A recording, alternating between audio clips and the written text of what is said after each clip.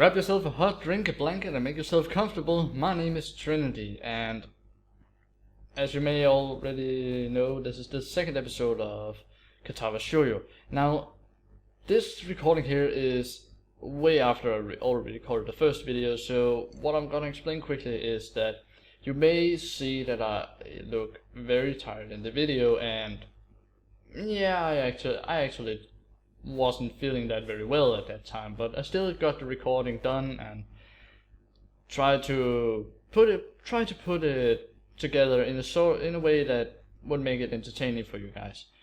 Nevertheless, I do hope that you will enjoy this. Sit back and have a good time. When we last left off, we were introduced to a new class, and it was kind of weird for our main character, Hisao, to get adjusted and see how his new life will begin, how it all will turn out for him. So what do you say, shall we not take another step into Yamaku Academy and listen to the tale about Hisao and all the other people at that place? Now, let's get this started right away. Without knowing what else to do, I follow Misha, who is beckoning me into the hallway and down the stairs. We descend even below the lobby where I met Muto, down to the bottom floor. Just like everything in this school, the cafeteria seems too spacious and oddly modern in contrast to the classic exterior. Its big windows open to the courtyard, towards the main gate. It's the cafeteria! Her enthusiastic statement of the obvious makes people around us stare, but Misha doesn't seem to care as we proceed to the line. There's a rather long list of menu options, which seems great until I realize many of them are to accommodate students who need special diets. How nice. It almost feels like I'm back at the hospital, eating portions measured with scientific precision to meet the needs of the patients. God, that tasted awful. I pick something up at random and follow Shizune to a table, sitting opposite of her. As I nibble indifferently at the food I'd rather not eat, Micha pokes me in the side to get my attention and points to Shizune. I don't understand signs, so the point escapes me. Maybe looking at a person who talks to you is more proper and polite. Do you want to know something? What? About anything. We're your guides, so you should ask if there is something. I wonder. So right here again we do have some things we can choose and see where it will lead us. However, I'm feeling confident that maybe, just maybe, we should learn a little more about Shizune's deafness. So I will go with that. Let's go with that choice. Ask about Shizune's deafness. Shizune intrigues me, and I kinda want to ask something about her. But I can't really ask about something that personal, can I? I can't come up with anything else to ask, so I just focus on my food, while the girls talk between themselves. Misha and Shizune sign back and forth very animatedly, throwing sideways glances at me, but Misha refrains from translating. Maybe they are talking about secret girl stuff or something. Dots. I quickly notice a conversation in the I quickly notice a conversation in sign. It's not enough to fill the silence.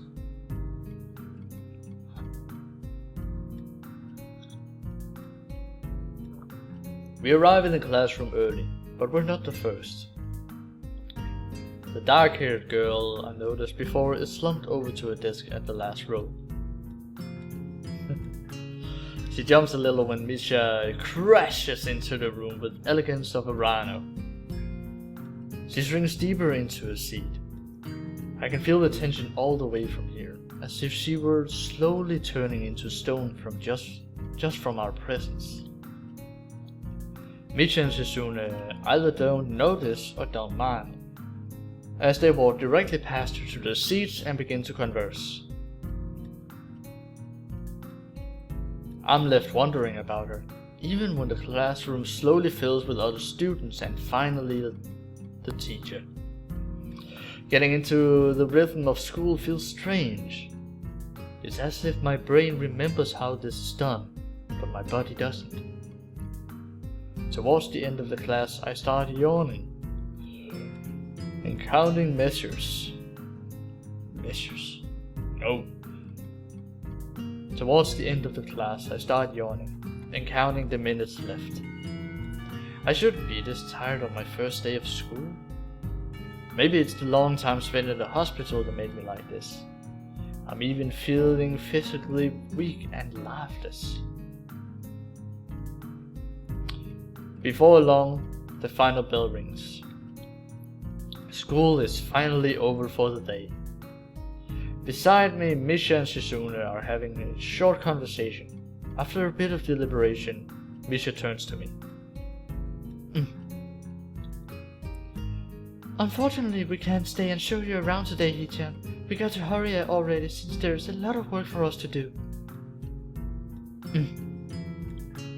You'll find your way around here, I'm sure of it. Wait. Hold up just a minute. The teacher said I had to see the nurse. Where do I have to go? Is that so? We can at least show you that much. Come on, the nurses have their own building, so we have to go outside. We join the flow of students making their way down the stairwell and outside, with the girls pointing out other senior classrooms in the same hallways as ours. When we get outside, the girls make their way to the smaller building right next to the school. It's built in the same style, so it looks like it's actually part of the main building. This is the auxiliary building here. There's a lot of official and important stuff inside, like the Yamakun Foundation office and all the nurses' offices. They even have a swimming pool. How is that official? Don't be silly, Hee-chan. It's for physical therapy, of course. Anyway, all the nursing staff facilities are in there too. The head nurse's office is on the first floor. You'll be fine from here, right? We'll be going then. See you tomorrow. Yeah, thanks. Bye.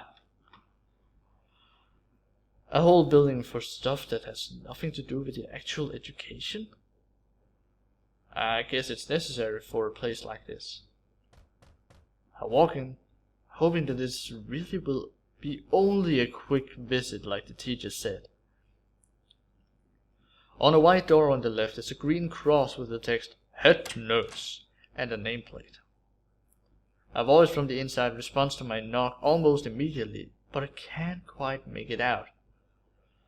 It sounded a bit like an invitation to open the door, so I invite myself further in. The room is not large, and it smells strange. A friendly-looking man turns around his office chair to face me as I enter. His desk is neat and tidy, but the bin under the table is overflowing with used medical utensils, and there are at least a dozen coffee cup rings lingering on the desk. Hello there! What can I do for you today? He's young looking, and sort of rugged, but the dimples in his cheeks wash that impression away when he smiles. Are you the nurse? He smiles like a person who heard this very same question hundreds of times. Why, yes I am. It says so on the door, no? You can call me by my name or just the nurse, like everyone else. Of course. I shake off my confusion, realizing I probably should grab his extended hand. His handshake is firm and friendly. Right, I'm a new student and my homeroom teacher told me to come and meet you. My name is Hisao Nakai. His eyes light up with revelation as he snaps his fingers. Oh, you're that Nakai. I was just reading your file in the morning. Some kind of chronic arrhythmia and related congenital heart muscle deficiency, right? He gestures me to sit down in a vacant armchair in front of his desk. Yes. Good. Well, you've probably been briefed about the school enough, so I'll just go over this quickly. We have all kinds of facilities available, mostly physical therapy and such. There's always someone from my staff around, even at night, so never hesitate to call us if there is any problem at all. Haha, the famous 24-hour nursing staff. Wow, this is like a hospital. Well, not exactly. For instance, we don't do brain surgery here. His joke feels so out of place that I'm left thinking why he even said it. Yeah, just that it's really weird to have so many medical people at a school. You'll get used to it. I'm not so sure of that myself, but I don't let the nurse know of it. Now let me just find your file again. While he searches for something from his computer and shuffles stacks of papers around, I let my gaze wander around the room. It's the epitome of generic, I'd like to say. Beige walls and ceiling, dark grey laminate flooring, and all the equipment you'd expect from a school nurse's office. Even the ridiculous educational posters are hanging on all four walls, reminding me to eat properly 3 times a day from all the food groups. Smiling, the nurse draws a thick file from a stack of similarly thick files and opens it. So, you already have medication for the arrhythmia. Just remember to take your pills every morning and evening, or it won't be much help. Apart from that, do you do any sports? Rash stuff like, I don't know, boxing? He grins to his own joke, but I don't. Well, I played soccer occasionally with some classmates. Alright. Well, I'm afraid I'm going to have to recommend you from just refrain from doing that. At least for the time being. Oh. My lack of reaction makes him raise an eyebrow. But really, I'm not too bothered by him forbidding me to kick a ball around. I guess I never did it out of burning passion for the sport, just to have something to do. Any kind of concussion might be very dangerous to your heart, and risking another attack is not a good idea. Was the previous one caused by a sudden concussion to the chest area? There's no mention of the cause in your papers. Not exactly.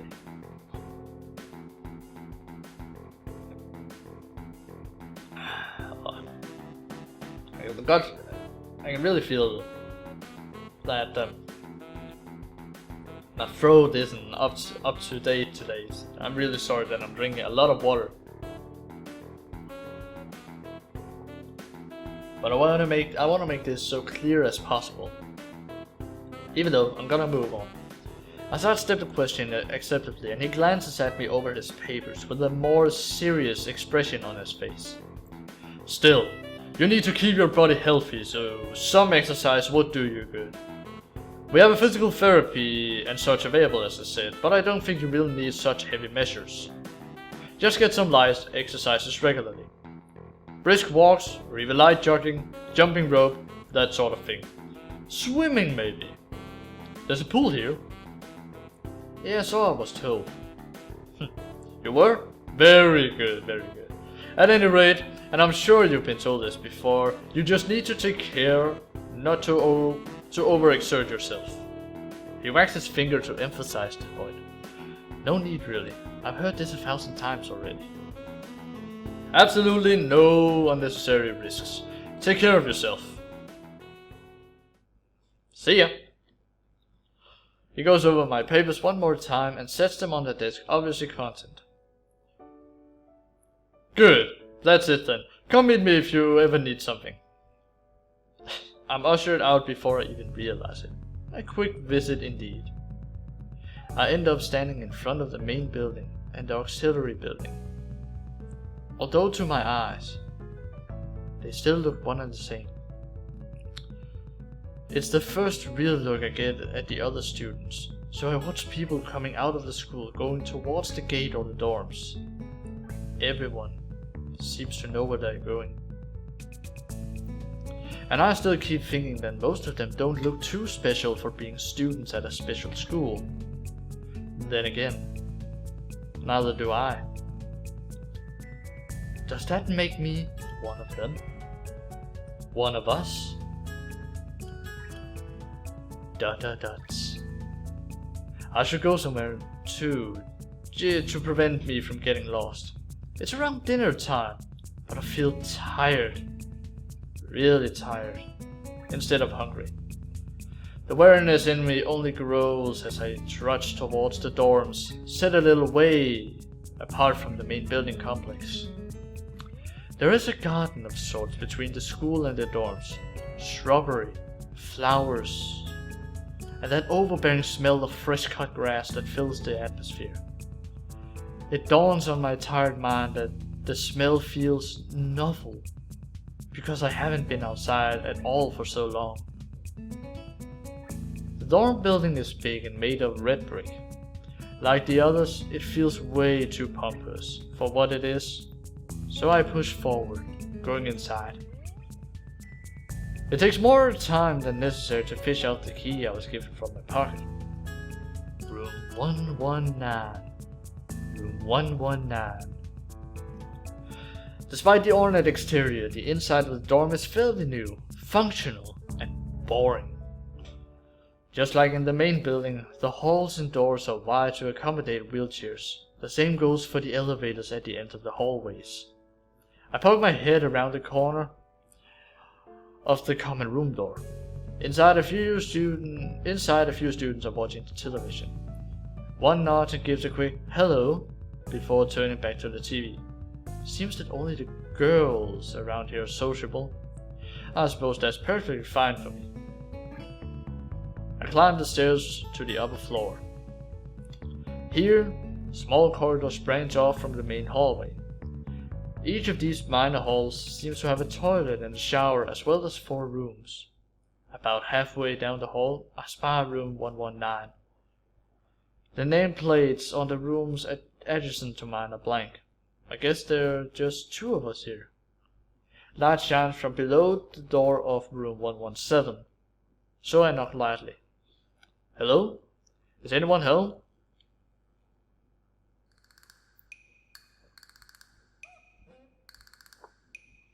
From inside I hear a few movements, then the clicking of way more locks than I thought these doors had. After a moment the door squeaks open. A bespectacled boy is standing in the doorway. He's looking at me very intently through his extremely thick eyeglasses.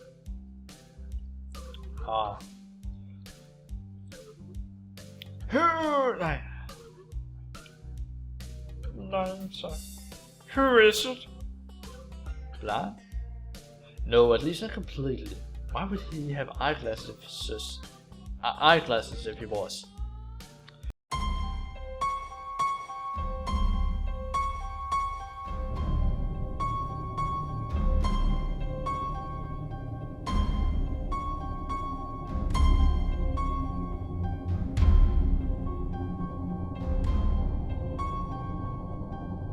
He leans closer to me until our noses are almost touching.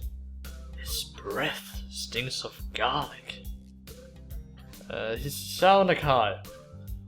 I'm moving into the next room. I thought I should introduce Ma. His face suddenly brightens in realization as he stands back upright, thrusting his hands out and smiling, breathing almost straight to my diaphragm. Oh, sup, my name is Kenji. Aha. I take Kenji's sweaty hand and shake it, still a little rattled by the sudden change of attitude and vehement welcome. There were some suspicious looking people going in and out of your room earlier. It was probably my parents. Your parents? You sure? 'Cause they could have been some other people too. You can't judge a book by its cover. His out-of-place proverb is left hanging between us awkwardly as I try to think of some way to respond.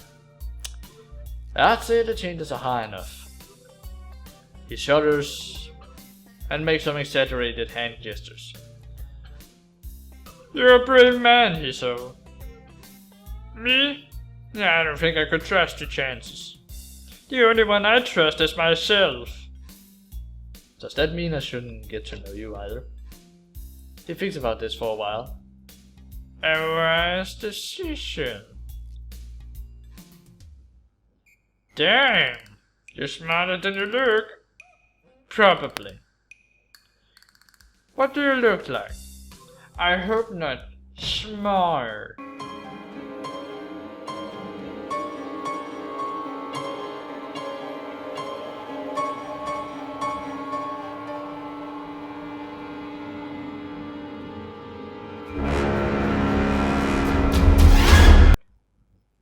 He squints his eyes and leans closer again. But I lean backwards to touch it. Never mind, it doesn't matter. With that, he turns, fumbles around for a moment in search for the door handle, and shuts the door behind him. I slide the key into the lock of the door marked 119. Bleak beige walls, white linen, a desk made of some type of light wood, ugly curtains. It's no one's room. Impersonal, like my hospital room was. My bags are sitting at the foot of my bed, looking a lot emptier than they did this morning. The closet is sitting open, stocked with my clothes. Also, it seems that there are a number of school uniforms hanging in there as well. I noticed pinned to the sleeve of one of the shirts. Let's see. Hi, Hichan. We've unpacked your things and made your bed. They said that if these don't fit, then you should go to the office tomorrow. If you have any problems, you can always call us. Love, Mom and Dad. Well, thanks, guys. Well, at least I don't have to worry about unpacking. I kind of hoped I would have. Then there would be something to do. It's still too early. I put the note down on the desktop and lie down on the bed, feeling drained. Lying there makes me want to read something. But I have nothing with me. I wonder if the hospital conditioned me for wanting to read whenever I have nothing to do. The restless urge to just keep growing until I have to stand up. Maybe it's stress or something.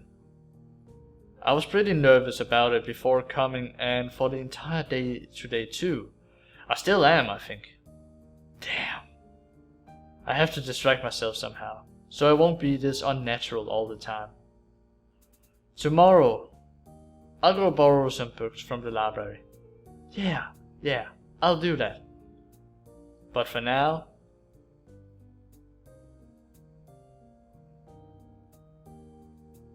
it's pills. The bottles of medications neatly arranged on my night table catch my eye.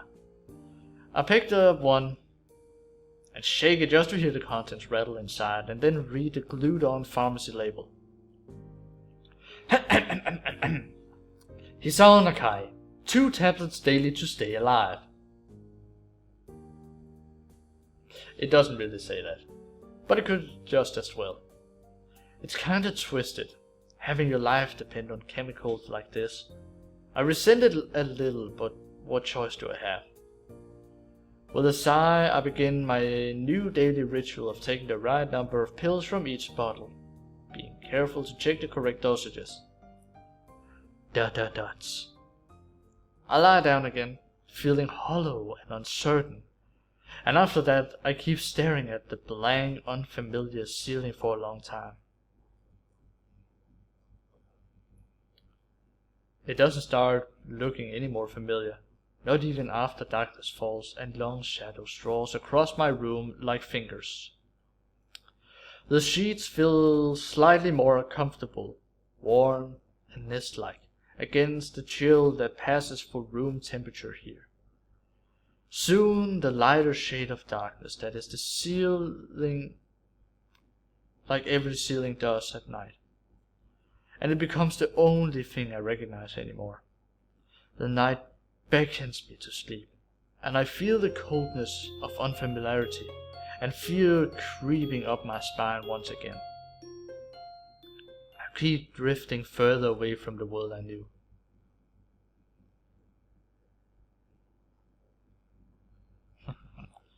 Oh, one day passed. Next day.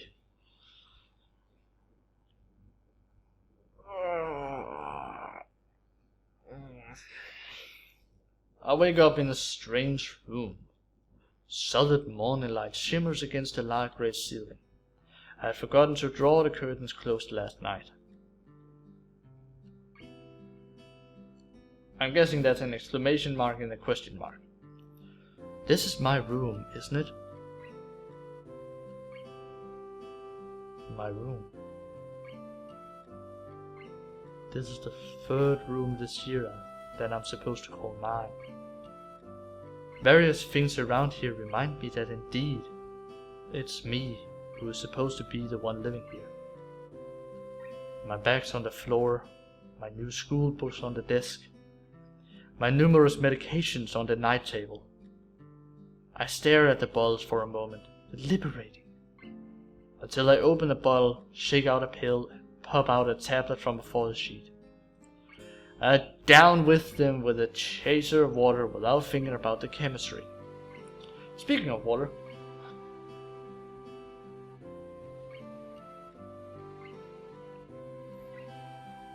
I do pardon, but it helps me right now.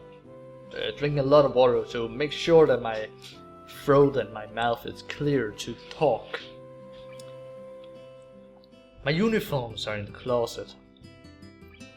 I slink out from under the sheets and stretch my back before dressing up. Putting on a new school uniform feels like dressing in someone else's clothes. The artificial smell of generic detergent invades my nose, but the feeling of fresh cloth against my back is a good one, a natural one. It feels like a school uniform, as it should. It's not much different from what I used to wear before. That goes for other things too. So far, this place seems more or less like a normal school. Except for the people. I think back to my talk with Kenji yesterday. Misha's constant laughter, and Shizuna's sweeping sign languages. Gestures. Well, I've only met 3 students so far. Maybe they aren't that normal, but I'm sure others are. Or perhaps people like them are what passes for normal around here? Yeah, what does pass for normal around here? What do people do? I didn't see a lot of kids hanging around after classes yesterday, so maybe there are clubs. If so, I wonder if I should join one. All through class the question remains on my mind, so I decide to ask Shizuna about it when we split into groups. After all, she did say if I had anything I wanted to know I should ask her.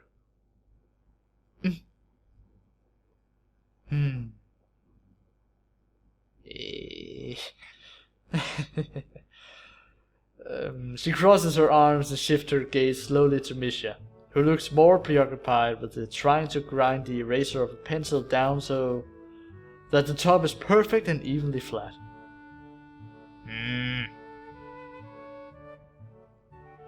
Sorry, Shi-chan. Is there something you want from me?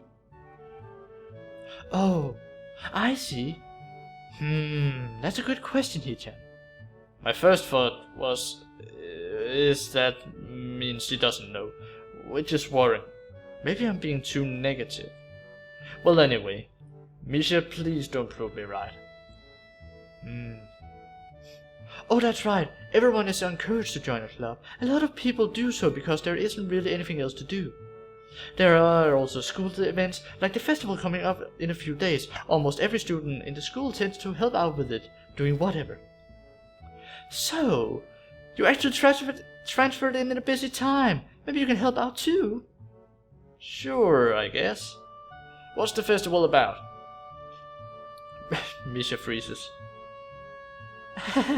I don't know, Hee-chan. The truth is, it's a local event and I'm not from the area, so... She starts signing desperately to Shizune, asking her to bail her out. Shizune adjusts her glasses at the end of an oddly grandiose flourish and starts signing hard and heavy. Huh? Oh. Who cares? Misha puffs out her chest as she shouts Shizune's words out at me with a Misha puffs out her chest as she shouts Shizune's words out at me with a disproportionate amount of pride. Too loud. Too loud. I can see heads turning to look in our direction. Not so loud. Human beings evolve with each new generation. The ideas and beliefs behind the festival will inevitably change over time. Now it's about delicious fried food and amusing little games that you play to win prizes. The teacher clears his throat very loudly, batting his long wooden pointer against his other palm like a baton. He shoots a pointed gaze at us.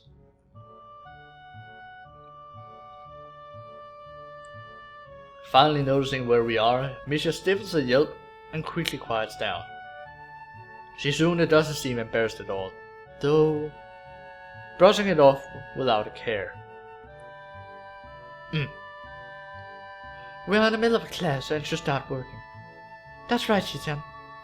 What? Oh, that's right, Hee-chan. Are you asking because you're interested in joining a club? Yeah, as long as the club doesn't have these kind of rules. Rule 1, don't talk about the club, and Rule 2, don't talk about the club. If they have those kind of rules, I'm not interested.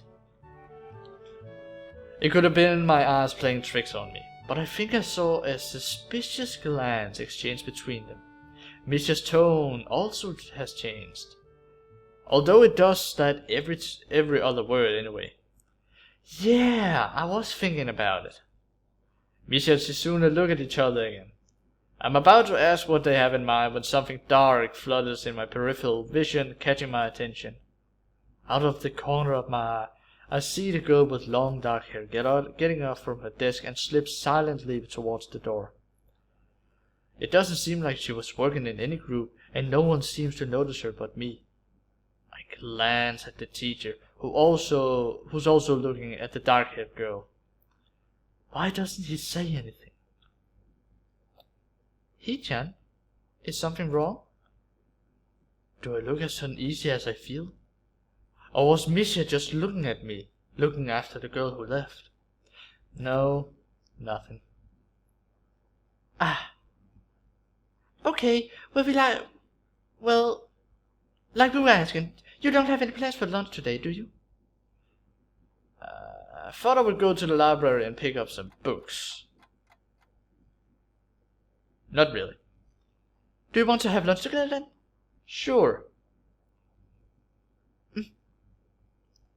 Yay! Okay, Hee-chan, perfect. The rest of the class passes uneventfully. The girl with the long hair never came back. Before I have the time to put any more thought into where she could have gone, the teacher informs us that it's time to stop working. Shizune looks more than a little annoyed that we only barely managed to finish all our work on the time. I'm just glad we finished it all at all. It's not a contest or anything. Yes it is, Hichan. Impossible. Really? Really. I've noticed this before, but it's kind of funny how Misha is always moving her hands and signing not only everything she says, but what everyone else is saying at any given time. Obviously, it must be so Shizune can understand it. Her eyes dart back and forth between Misha's hands and me. I don't know who I'm supposed to be looking at. I'm talking to Misha, but that might be wrong. Maybe I should face Shizune. I'm used to looking in the direction of the person whose voice I'm hearing, but really, Shizune can't hear me, but it would be disrespectful to talk to her only through Misha. Then again, isn't that what she's doing? No, she's at least looking at me. This is all very confusing, and it will take some time to get used to. It's not a contest because contests are competitions over a prize. If there's no prize on the line, it's not really a contest. Shizune's eyes flash dangerously with a competitive glare. She stares at me, as if surprised that I'm challenging her. I think maybe this is a contest for her. I never noticed before how dark and blue her eyes are. It's truly an alluring gaze. Ah! Are you sure, Hichan? Very sure. You're wrong, Hichan, because I don't want to be the slowest one in the class. Therefore, what's on the line is my confidence in my abilities, and the prize is the satisfaction of proving them.